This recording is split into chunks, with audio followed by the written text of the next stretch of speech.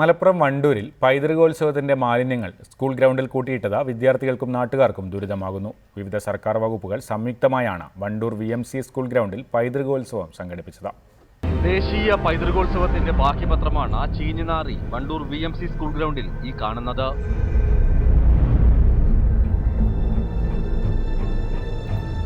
പരിപാടി കഴിഞ്ഞ 12 ദിവസം പിന്നിട്ടിട്ടും വേദിയായ സ്കൂൾ ഗ്രൗണ്ടിലെ മാലിന്യങ്ങൾ നീക്കം ചെയ്യാനോ വിവിധ ആവശ്യങ്ങൾക്കായി എടുത്ത കുഴികൾ മൂടാനോ അധികൃതർ തയ്യാറായിട്ടില്ല.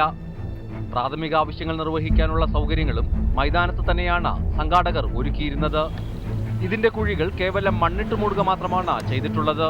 പൈതൃകോത്സവം കഴിഞ്ഞിട്ട് ഏകദേശം 11 ദിവസം പിന്നിട്ടിട്ടുണ്ട്. പക്ഷേ ഈ ഒരു ഗ്രൗണ്ടിൻ്റെ അവസ്ഥ വളരെ പരിതാപകരമായ അവസ്ഥയിലാണ്. ഈ ഒരു ഗ്രൗണ്ടിൽ ഇപ്പോൾ നോക്കുകയാണെങ്കിൽ പ്ലാസ്റ്റിക് മാലിന്യങ്ങൾ കൊണ്ടും കക്കൂസ് മാലിന്യം കൊണ്ടും കുണ്ടും കുഴിയുമായിട്ട് ഒരുപാട് ബുദ്ധിമുട്ടിയായിട്ടാണ് ഈ ഗ്രൗണ്ട് ഇപ്പോൾ കിടക്കുന്നത്. 3000-ലധികം വിദ്യാർത്ഥികൾ ഉപയോഗിക്കുന്ന ഗ്രൗണ്ടിൽ ഫുട്ബോൾ പരിശീലനം ഉൾപ്പെടെ വിവിധ കായിക പരിശീലനങ്ങൾ നടന്നിരുന്നു. എന്നാൽ മൈതാനം ഇപ്പോൾ കായിക ആവശ്യങ്ങൾക്ക് ഉപയോഗിക്കാൻ കഴിയാത്ത സ്ഥിതിയിലാണ് ഉള്ളതെന്നും ആക്ഷേപമുണ്ട്.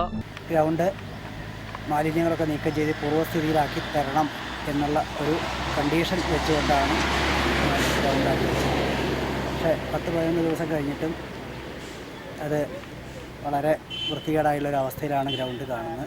ഗ്രൗണ്ട് പൂർവ്വസ്ഥിതിയിലാക്കാൻ അധികൃതർ അടിയന്തര നടപടി സ്വീകരിക്കണമെന്നാണ് അധ്യാപകരുടെയും വിദ്യാർത്ഥികളുടെയും ആവശ്യം.